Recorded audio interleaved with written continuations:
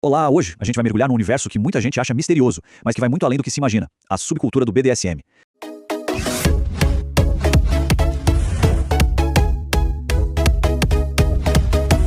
E olha, o foco aqui não é só nas práticas em si. A gente vai desvendar os pilares que sustentam tudo isso: o consentimento, a segurança e a ideia de comunidade. E para começar, já lanço essa pergunta que é, na verdade, o coração de toda a nossa conversa. Qual é a linha que separa o prazer do dano? Onde é que a gente traça essa linha? E pensem bem, essa pergunta não vale só pro BDSM, né? Vale para um monte de interações da nossa vida. Vai ser com essa lente que a gente vai olhar para tudo hoje, sempre com foco em limites e segurança. Ok, então para a gente ter um ponto de partida vamos definir uma palavra-chave. Fetiche. O que é isso, afinal?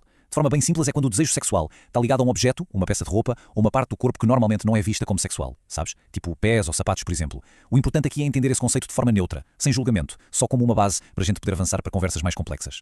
Beleza, agora sim, vamos entrar de cabeça no nosso tema principal. E a primeira coisa a saber é, BDSM não é uma coisa só, de jeito nenhum. É na verdade um termo guarda-chuva que abraça uma variedade enorme de interesses e comportamentos eróticos, e o mais importante, sempre entre adultos que consentem. Vamos quebrar essa sigla para entender o que cada letra significa.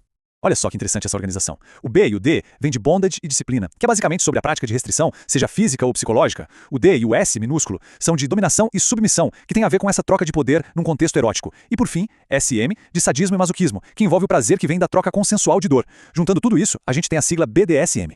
E dentro dessas práticas é comum ouvir falar sobre papéis. Tem o top, que é a pessoa que, digamos, aplica a ação, como amarrar ou bater. O bottom é quem recebe essa ação. E ainda tem a switch, que é alguém que curte fazer as duas coisas, alternando os papéis. Mas um ponto super importante. Esses termos descrevem a ação do momento. Não quer dizer que existe uma dinâmica de poder fixa, tá? Ok, agora a gente vai falar da parte talvez mais importante de todas, a espinha dorsal, o que dá sentido a tudo que a gente está discutindo. A gente vai falar sobre a estrutura ética que sustenta o BDSM.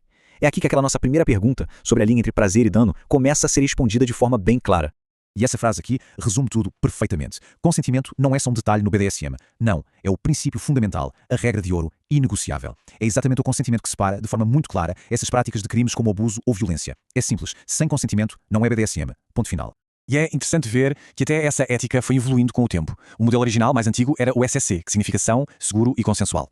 A ideia era buscar uma segurança total. Só que mais recentemente surgiu o RAC, que é uma sigla em inglês para Kink Consensual com Consciência de Risco. Essa abordagem é um pouco diferente. Ela reconhece que, na real, nenhuma atividade é 100% livre de risco. Então o foco muda para a responsabilidade pessoal e para tomar decisões bem informadas. Tá, mas e na prática? Como é que esse consentimento funciona no meio da ação? Bom, uma das ferramentas mais conhecidas é a palavra de segurança, ou Safe Word. Funciona assim.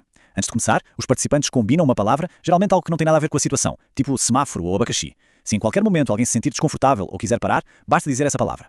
É um mecanismo de segurança essencial. Bom, agora que a gente já entendeu um pouco da ética interna, vamos dar um passo atrás e olhar o quadro geral. Como é que esses princípios de consentimento e segurança aparecem na comunidade BDSM como um todo?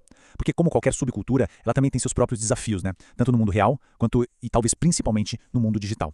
É legal saber que a comunidade BDSM tem raízes históricas bem fortes com a subcultura do couro e com os movimentos LGBTQIA+.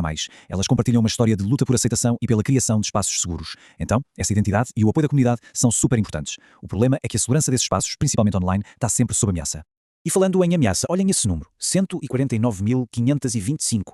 É um número que choca, né? Ele representa o total de denúncias anónimas de LGBTfobia que a SafeNet Brasil recebeu desde 2006. É um soco no estômago. Um lembrete muito claro de que, enquanto algumas comunidades tentam construir éticas de cuidado, o discurso de ódio online é uma ameaça real e que não para de crescer. E isso nos leva a uma outra distinção que é crucial, muito parecida com aquela que a gente fez entre BDSM e abuso. A gente está falando da diferença entre opinião e discurso de ódio. A liberdade de expressão, claro, garante o direito à opinião, mas esse direito não é absoluto, não é um cheque em branco. A partir do momento que uma fala ataca a dignidade de um grupo e incita a violência, ela deixa de ser opinião e se torna discurso de ódio. É outra linha que precisa ser muito bem definida. Entender o problema já é um primeiro passo gigantesco, mas o próximo é saber o que fazer, como agir. E a boa notícia é que existem sim estratégias bem concretas para combater o discurso de ódio e ajudar a tornar os espaços online mais seguros para todo mundo. A SafeNet Brasil, por exemplo, propõe um modelo muito prático, o dos 5 R's. Vamos lá. Primeiro, reportar o conteúdo para a plataforma. Segundo, trabalhar para remover aquele conteúdo nocivo. Terceiro, buscar responsabilizar os autores, inclusive perante a lei. Quarto, reduzir o alcance e a monetização desse tipo de conteúdo. E, por fim, recompensar e dar mais espaço para vozes positivas e diversas. É um plano de ação bem claro e qualquer pessoa pode ajudar a colocar em prática. E com isso, a gente volta para a nossa ideia central, percebem? Seja numa interação íntima entre duas pessoas, ou num fórum público na internet com milhares, a questão no fundo é a mesma. Como é que a gente pode aplicar esses princípios de consentimento, de respeito mútuo e de comunicação clara para criar espaços onde todo mundo possa se sentir seguro e valorizado? No fim das contas, as lições que a gente tira de uma subcultura podem e devem ser aplicadas de forma universal. A negociação cuidadosa de limites, a comunicação aberta e, acima de tudo, um compromisso firme com o consentimento, isso não é só a base para um BDSM ético. Na verdade, são as ferramentas que todos nós podemos usar para construir comunidades mais fortes e um mundo digital bem mais saudável.